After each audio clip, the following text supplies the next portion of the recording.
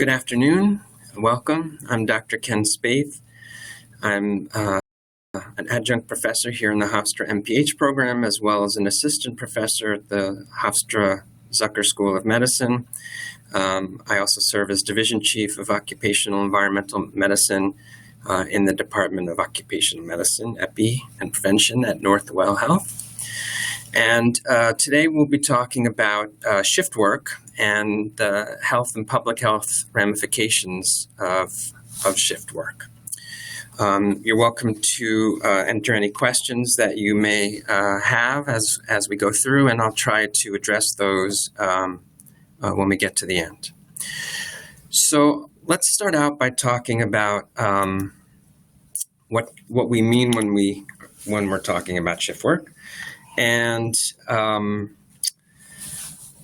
in the larger sense, shift work is anything that qualifies as what we would say is non-traditional work scheduling. So a typical work schedule in the United States is something along the lines of 9 to 5, etc. And so shift work can be broad enough to mean anything that's different than that, skewed either way. Although for the purposes of this talk, most of what the data we'll discuss focuses on is actually what's referred to as night shift, meaning overnight hours. So while some of this will apply to some of the different kinds of skewed schedules people can have, really what we're going to be focusing on are the health effects from overnight shifts and how that impacts workers' health. So, when you think about who are the populations that would be working such hours, some readily jump to mind. Obviously, things like healthcare is a prime example, but there's a lot of sectors for which 24-hour work is absolutely necessary and an essential part of those kinds of services. There has been a shift in recent years, excuse me, of an emphasis on more immediate provision of services. So, for example, in things like online shopping, there's a push to have deliveries and fulfillment services be faster, and that has led to an increase in the number of overnight workers in recent years. And then, of course, we can also look beyond that. And again, just to set the stage, so there are about 150 million people in the workforce in the United States.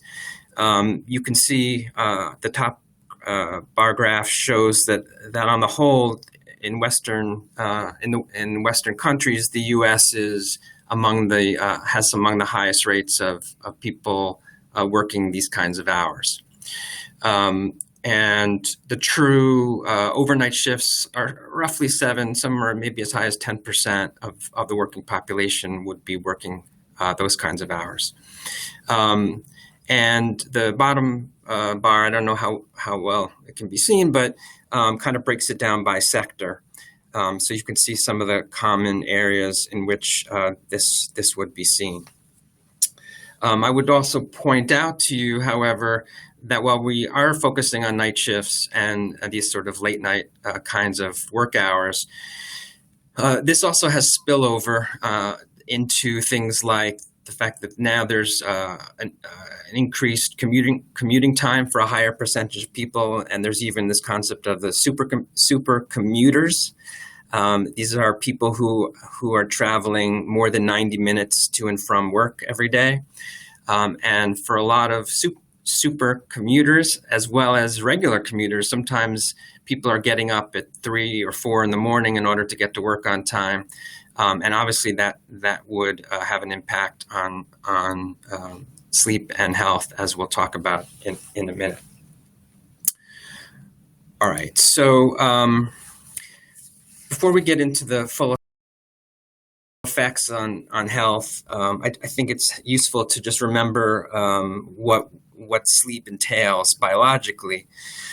So there's a couple of aspects to it. One is that you want to think about this what they call the organization of sleep. And essentially what that means is that there are stages, right? You've probably heard of and familiar with to some degree REM sleep, and then there's the non-REM sleep. And those are the two main entities for sleep, which get cycled through repeatedly during the course of sleep. The brain, of course, plays a central role in helping to regulate sleep. There's a portion of the thalamus called the suprachiasmatic nuclei, the SCN. I mentioned that for nerdy types like myself who are interested in that stuff. But the key thing to understand there is that that's what regulates melatonin production, and melatonin is important in sleep. And we'll talk a little bit more about melatonin later on. But the SCN is really what maintains the sleep clock and the sleep cycle, and we'll talk a little bit more about that in a minute. One of the hopefully intuitive things would be that sleep is greatly affected by the presence of sunlight, right? That's an evolutionary adaptation for humans, being that we're diurnal, we're awake during the day. So the presence of light is one of the things that helps regulate the wakefulness and sleepiness that comes and goes according to that cycle. It's also worth mentioning too, I think, that while I'm sort of speaking from a typical American sleep cultural sense, there are other cultures that have different sleep patterns than we do in the United States. So, for example, here we tend to think of sleep as being a single entity that runs for an extended period, ideally, and most typically for adults, that's 7 to 8 hours. Although most of the time when you mention that, people scoff and wish that they got that much. But theoretically, that's what it is, and certainly it's what it's supposed to be for maintaining ideal health. But in other cultures, it isn't necessarily that one long continuous block. It can be shorter nighttime sleeping cycles, which can be as little as 4 or 5 hours. But then there's often an accompanying time for sleep during the day. So there can be, let's say, 2 or 3 hours during the day, but then there's shorter periods of nighttime sleep. There's no evidence that really changes things much physiologically, but most of what we're going to be talking about today presumes this long continuous block of 7 to 8 hours. So again, this is the basic biology behind the sleep, which is that the brain has this process for awakening and for inducing sleep.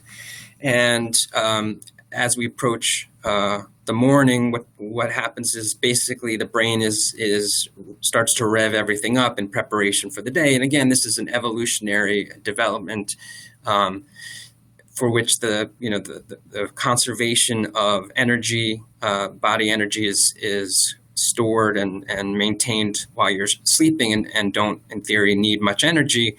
And then the body starts to rev up, both in terms of brain activity and biological function, in the early hours as we get close to awakening.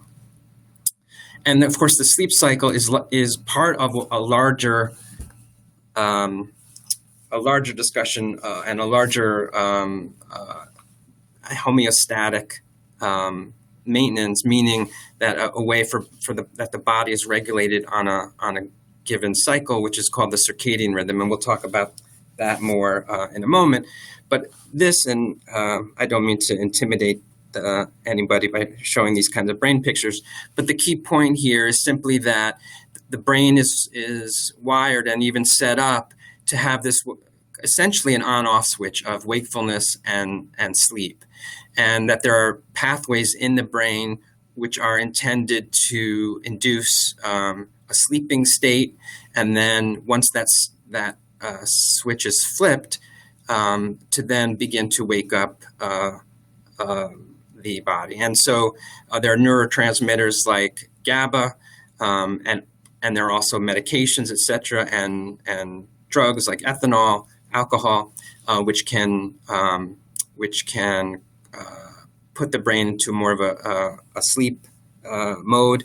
And then there are hormones and stimulants like caffeine, et cetera, that can help activate. But these things happen in a natural circadian rhythm, which we'll talk about in a second. And circadian, and I'll go to this slide now, is just basically a derivation of two key roots here, which is circa, which is about, means about, and then dia, which is a day. So the circadian rhythm lasts about a day. And that's a daily cycle that the body has in regulating a number of things, as you can see on the slide.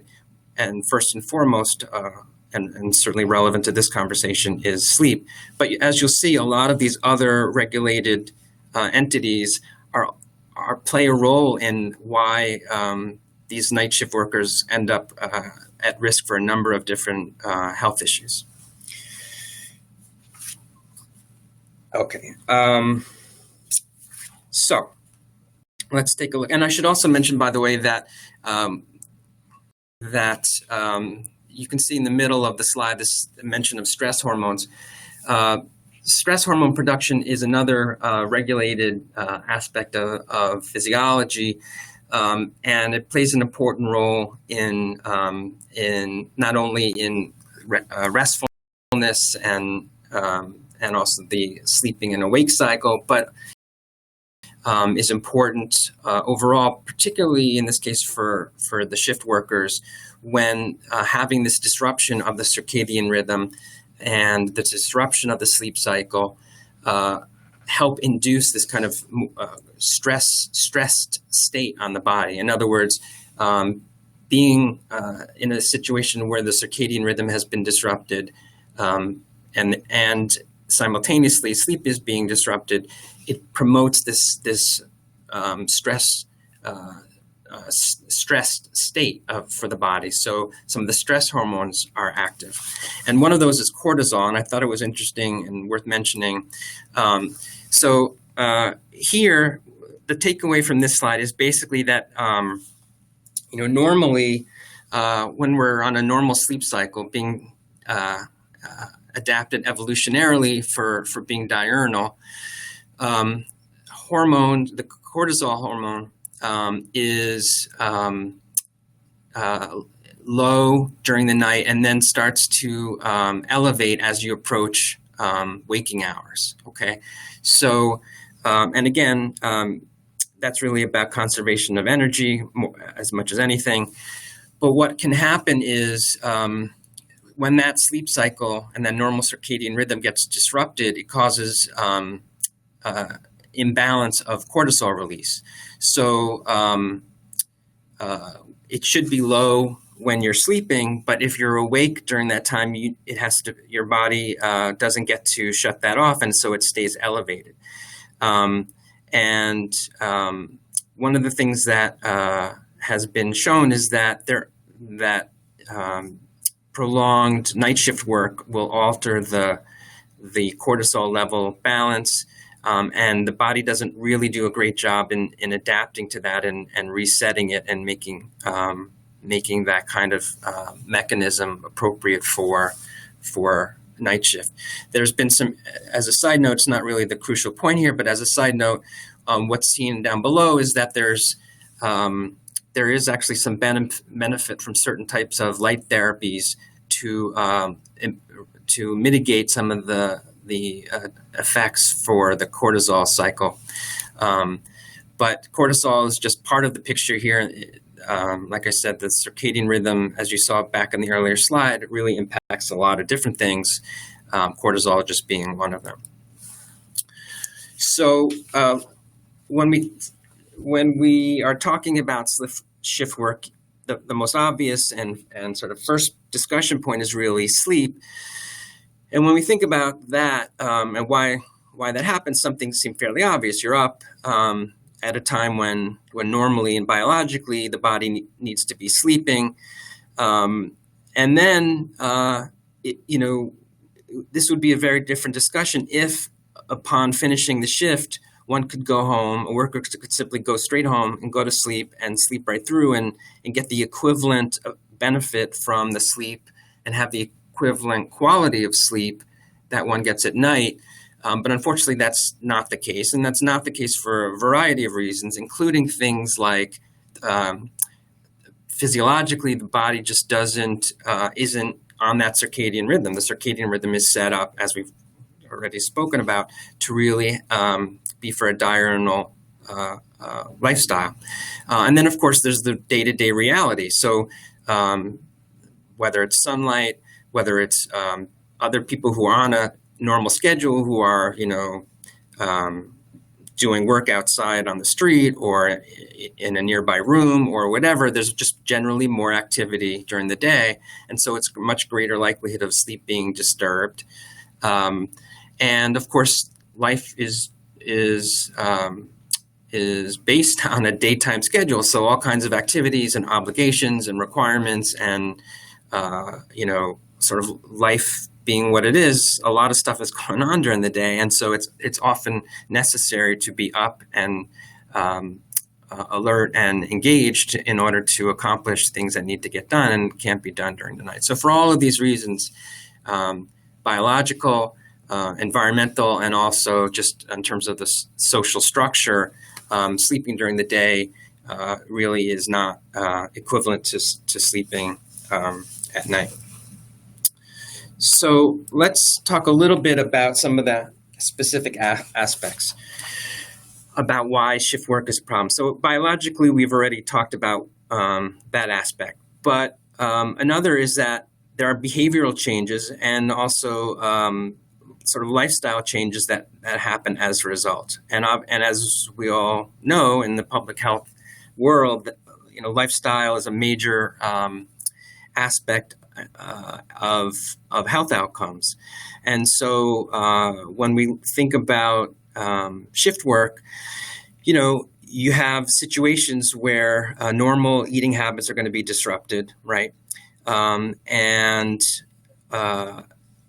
there's pretty good evidence, and this is one of those things where it should be fairly intuitively obvious that access to food becomes an issue late at night. And certainly healthier food is even more limited during the late night hours than it is during the day. And so dietary effects from this shift work can also end up becoming a major health consideration, particularly in the long term. There's actually been studies that show that workers who work night shifts end up snacking at a much greater rate and frequency than daytime workers.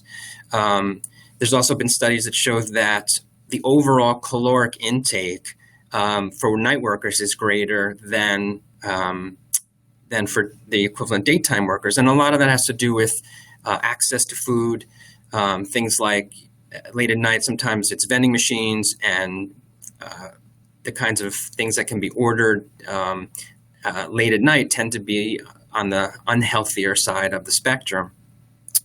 So, and then there's even behavioral things like the fact that because of social obligations, like if you're a parent, for example, or part of a family, there's often dinner that takes place at the usual times for everyone else who's on a normal schedule, and that's something that's typically going to be engaged in, and then there'll often be a kind of a second dinner. And so in our society, since dinner tends to be one of the more calorically heavy meals, what ends up happening is the workers tend to have a higher number of meals that are very calorically heavy. So here too, there's multifactorial contributors to why diet becomes a real problem for workers. And there's also, again, a biological basis for this, because we know that melatonin, which I mentioned earlier in regards to helping to regulate sleep, also regulates appetite. And so since melatonin plays a role in inducing sleep, when you're awake and melatonin is suppressed, your appetite is going to be greater. And so there's a greater likelihood that there will be eating going on. So basically, it comes down to three real key aspects here as to why shift work is such a major health concern. We talked about the circadian rhythm. We talked about sleep during the day being problematic and certainly not equivalent. And then also all these changes in behavior and social patterns are both disruptive and really can't be made up for. And so sometimes there are obligations, commitments, and requirements during the day that generally isn't the case when you're on a regular shift or a regular schedule. All right. So in terms of what the health effects are, it really breaks down into three main categories. So there's safety considerations, there's effects on mental health, and there's also chronic disease considerations. Now, like a lot of topics in public health, exactly what happens is really dependent on a number of considerations and a number of things that are quite variable from person to person. So here we're really just going to focus on kind of the broad brushstrokes and summary of what the research has shown about the health effects of shift work, and we'll cover these three main areas. So this is kind of a summary slide. I know it's very busy. I don't know how much comes through, but I think what you want to take away from this slide more than anything else is that that there are a host, an enormously wide range of effects from this shift work, the subsequent disruption to the circadian rhythm, the effects obviously on the sleep cycle and on the social and behavioral patterns. And you can see down at the bottom all the impacts of this kind of summarized. And we'll go through a number of these, but I just wanted to put this in here as kind of a summary slide, both from the sleep disruption, circadian rhythm, and social aspect, and then how it kind of translates into the health effects. But we'll go through those now. So safety, of course, is hopefully a fairly obvious aspect of this. But when individuals have impaired sleep deficiencies, sleep disruptions, it puts a greater burden on them to perform, and actually there's pretty good data to show that what it translates to is increased accidents, increased errors, and this has been shown pretty consistently over a wide variety of industries, as well as in a variety of different settings. So this, I think, again, it is fairly intuitively obvious, but it's certainly been demonstrated. And I thought it would be useful to highlight one industry in particular. And so I just took some of the summary data in regards to healthcare workers. So obviously healthcare workers have night shift work as on a regular basis. And you can see some of the kinds of problems that result, and some of these are health effects directly for the individual worker, and some of them are health effects for those they're working with. And again, this has been shown both in terms of medical assistants, nurses, physicians, surgeons. This has just been shown over and over again. So I think in terms of a safety aspect, it's pretty clear that this kind of night shift work has real ramifications, and raises important questions about the nature of shift work. All right, so there's actually a formal diagnosis called shift work disorder. This is typically a diagnosis that can happen relatively quickly. We're talking within, weeks even of doing shift work, and you can see the list of symptoms and health issues that arise. And this is really kind of one of the first things that'll start to emerge, other than sort of chronic sleepiness and sort of more straightforward aspects But when you start to look at the constellation of symptoms that emerge over as early as a few weeks, this becomes a true standalone diagnosis. Most of these are probably not particularly surprising, although I think digestive problems is somewhat interesting, and we'll talk about that more in a little bit. So shift work disorder is its own entity and is a standalone diagnosis, and there are interventions. But again, these typically are short term. What we're talking about primarily in this talk is really the longer term effects. So in that vein, there's pretty good data that looks at mental health effects from shift work and diagnoses of anxiety and depression. These mood disorders have been shown to increase as a result of shift work, not only as new diagnoses, but also exacerbations for those with existing diagnoses. And again, it's not fully understood what the mechanism of this is, but we know that sleep obviously plays a role in anxiety levels. The circadian rhythm that we've been speaking about certainly has some overlap with in terms of what neurotransmitters are involved in regulation, are many of the same neurotransmitters that regulate anxiety and depression. And of course, a lot of the targeted medications that are used for treating anxiety and depression have effects directly on those neurotransmitters. So that's likely the underlying mechanism there.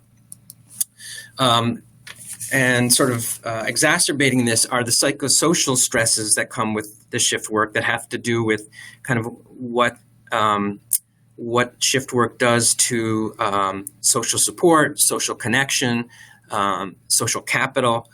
And all of those things I just mentioned, the social support, social capital, et cetera, have been shown over and over again in the public health literature to play a key role in overall health in many facets. And certainly for shift workers, this becomes an additional reason why health effects start to, particularly for chronic diseases, health effects start to be more pronounced. It's also worth mentioning too that there are a host of chronic diseases. This table lists many of them, and we're going to go through these. We mentioned accidents already, but you can see that there's been a number of studies looking at various aspects, and we're going to go through some of those now. So I mentioned earlier digestive issues. Some of the findings that have been associated from the literature associated with shift work are peptic ulcers, H. pylori infection, irritable bowel. And again, this is believed to be a function of the fact that circadian rhythm, among its many responsibilities, regulates things like normal peristalsis, which is the way the GI tract moves food through the GI tract. The muscles that control that are regulated in large part by the circadian rhythm. Gastric acid secretion is in part regulated by the circadian rhythm. A lot of the digestive enzymes and their release is regulated by circadian rhythm. So for all these reasons, there's this disruption to the GI tract, and likely there's some imbalance as well on things like the probiotic flora. In other words, the bacterial flora that line the gut and play an important role in maintaining good health are impacted as well, in part from the disruption to the circadian rhythm, but also in part from the poor diet that becomes a part of this lifestyle from shift work. There are also concerns in regards to women's reproductive health. There's evidence that fetal loss, whether it's spontaneous abortion, for example, disruption of a normal menstrual cycle, even birth defects have been noted to be increased for reproductive age women who do shift work. So obviously this raises real concerns. and once again ties back to the circadian rhythm, which also plays a role in regulating the ovarian cycle. And so likely that's part of the reason for it. But the full mechanism for these have not fully been worked out. Cardiovascular disease is another big area of effect for shift workers. Increased rates of arrhythmias, heart attacks, stroke. There's elevations in blood pressure and elevations in cholesterol, all of which can be tied in part back to circadian rhythm disruption. The graph you see here just shows basically what's supposed to be the normal circadian effect on blood pressure, which is obviously when you're sleeping, it's likely to be lower and then starts to go up as you wake up and during the day. But that effect seems to be lost among shift workers in particular, since the cycle is being disrupted. But as far as cholesterol and heart attack, the regulation of cholesterol in the body is hormonally regulated in part. Heart attacks are a function in part of what they call the pro-inflammatory milieu, which is in part a circadian rhythm issue. Likewise with stroke, although the effect of stroke is not quite as pronounced as heart attack, and for arrhythmias as well. So overall, again, there's this impact on the cardiovascular system in many different aspects from this disruption of the circadian rhythm. Obesity rates have been demonstrated in multiple studies to be an issue for shift workers. There's much higher rates. Part of that is behavioral. Part of that is circadian. But the unfortunate consequence of that is that both for metabolic syndrome and for type 2 diabetes, there's a subsequent increased risk as a consequence of this shift work. So, this has real ramifications. We know in public health that all three of these, obesity, metabolic syndrome, and type 2 diabetes, are epidemic right now. And certainly when you've got 7 to 10% of the workforce working in such a way that it's further increasing the risk for these, it's a serious issue. And again, much of this is based on the disruption of circadian rhythm, but also the lifestyle effects from shift work as well. So the thing that often gets the most attention is the effect of shift work on cancer. So you can see the cancers mentioned here, and really, certainly the first three are clearly and well known to be cancers that are affected by hormones and are hormonally regulated. So it's not all that surprising that when the circadian rhythm is disrupted and its subsequent and downstream effects on the endocrine system and the hormonal regulations are being disrupted, that there could be effect on these cancers, and indeed that seems to be the case. Colorectal cancer is probably related to this issue as well. As we talked about with some of the digestive system points, there are multiple venues, multiple contact points between the circadian rhythm and the GI tract. And there's also probably dietary contribution here as well. It's not entirely clear why non-Hodgkin lymphoma would be elevated. This has only been studied in a few studies, but it does seem to be consistently noted. It is worth mentioning that that shift work is classified by the International Agency on Research for Cancer as a class 1 carcinogen. So for those who don't know, the IARC is the preeminent body in the world, part of the World Health Organization, that looks at causes of cancer, and to list something as class 1 puts it in the highest possible category as a known carcinogen. So shift work is considered a carcinogen. It's also worth noting, for example, that among World Trade Center responders, women who worked night shifts as part of the emergency response and or rescue and recovery efforts, breast cancer is a covered condition for those women who did night shifts, which is really, again, stemming from the literature demonstrating very clearly that night shift impacts breast cancer. But the data is pretty clear on both endometrial and prostate as well. So, of course, there's a fair amount of variability, even amongst shift workers. Not every shift worker is on a night shift forever. Often it's on a rotating schedule. And as we talked about, people can work, 4 in the afternoon to midnight. People can work from 10 in the morning until late at night. So how these things play out and what the differences amongst these different populations would be is not clearly worked out. There does seem to be evidence that rotating these shifts, forward rotating these shifts, can be beneficial in mitigating the health effects we've talked about. So in other words, if you work 9 to 5 and then you're working, let's say, noon to 8 for a while, and then from 8 to 8, that kind of slow progression does seem to mitigate the health effects, but it doesn't stop them entirely. So here's just a slide. It's very busy. The point of it simply is that there's a lot of different factors that need to be accounted for, adjusted for when looking at this stuff. And these are the kinds of considerations when you look through the literature. These are the kinds of aspects of additional risk factors that get brought into the analysis. So we're starting to wrap up here. Clearly, for those shift workers, there are some things that can be done. Sometimes shift work is a necessity, either by requirement from the job or financially, because we didn't mention this in the beginning, but usually shift work is incentivized by better pay.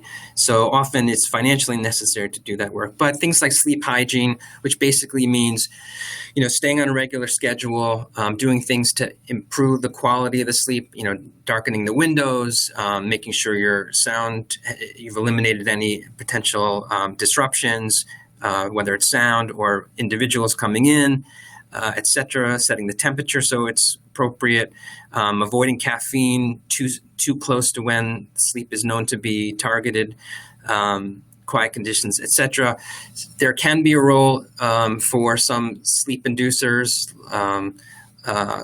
but when you get off the shift, but those are not long-term solutions. There are some medications for improving alertness on the job, but those are really not long-term solutions either. So there's some problems there. Additionally, melatonin, which is available as a supplement, and you can get it in places where you get vitamins and supplements, has been shown to help if taken an hour or so, usually 5 to 10 milligrams before an hour or so before the person is going to be sleeping. Does seem to help a little bit, although it doesn't fully mitigate. And of course, supplements are not regulated by the FDA, so quality assurance is a real problem with these.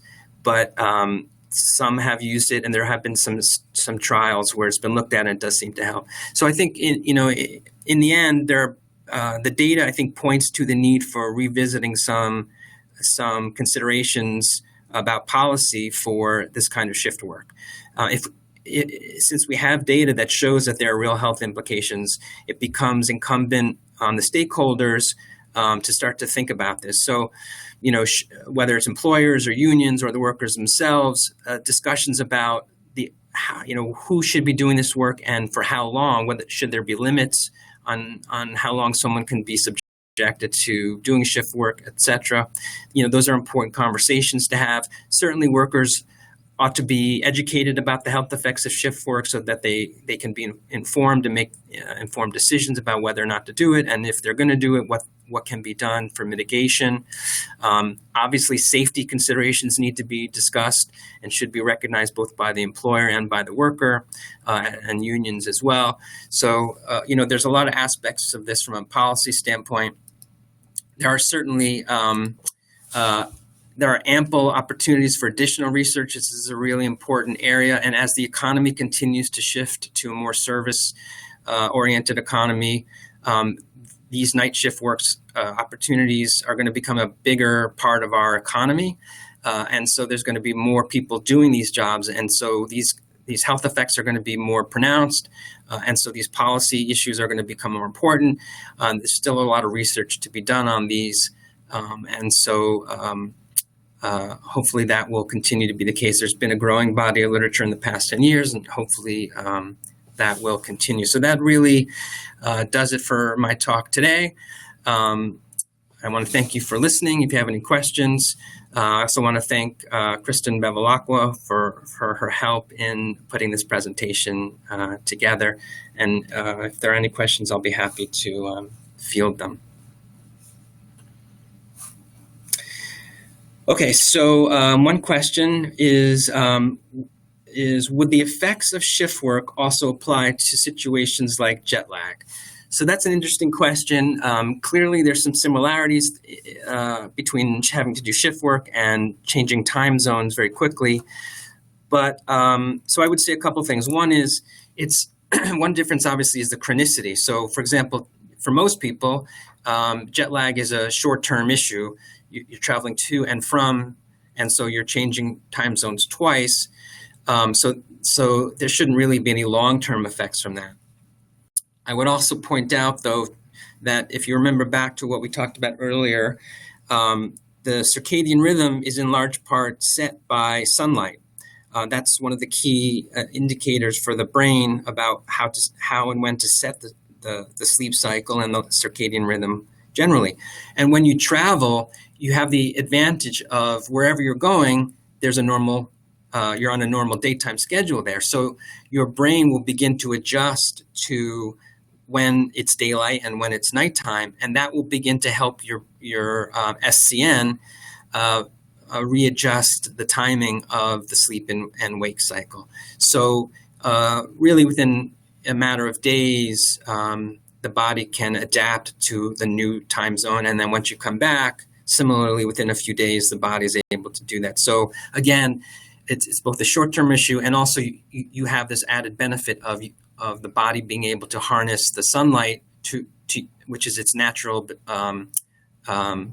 indicator for setting the circadian rhythm, and so that maintains during jet lag, whereas it does not help in shift work where the sun is not available to help the body figure out what the rhythm, the timing ought to be. And earlier I had shown you a study on cortisol where certain types of light treatments can actually mitigate that a little bit, and that might be an area for intervention later on. Any other questions? Okay. So there's a question, the findings about the increased cancer risk are very concerning. Is there anything shift workers can do to decrease their risk? So yeah, so that's, I agree, it is concerning. And yes, there are some things, and I mentioned some of them at the end there, that there has to be a real commitment by the part of the worker to figure out a way to make the quality of the sleep that they do get, make that quality better. And that's one part of it. And that is really speaking to trying to mitigate the circadian rhythm disruption. And so all these sleep hygiene type interventions, whether it's darkening room, the right temperature, making sure it's quiet, sometimes the use of melatonin, these kinds of things might be beneficial. And also I would say it becomes incumbent upon the person doing the shift work to really make an effort to maintain a healthier lifestyle despite the challenges, and avoiding the kinds of unhealthy diets that go with it. Exercise can play a valuable role as always. And I think this also speaks to some degree to the policy discussion about, so for example, in a hospital, should the cafeteria be, remained open to make sure that there are healthier options for the night shift workers, things like that. So I think it can be done on a number of ways. I'm not sure that the risk can ever be entirely mitigated or brought back to baseline, but I think through policy and through healthier lifestyle efforts and also through better sleep hygiene, the effects can be mitigated somewhat. Any other questions? All right, I'm not seeing any others, so I'll thank everybody for their time and for listening, and I hope you enjoyed it. If you have any questions, I think you can see my contact info, so you're welcome to reach out. And with that, I thank you, and we'll say goodbye.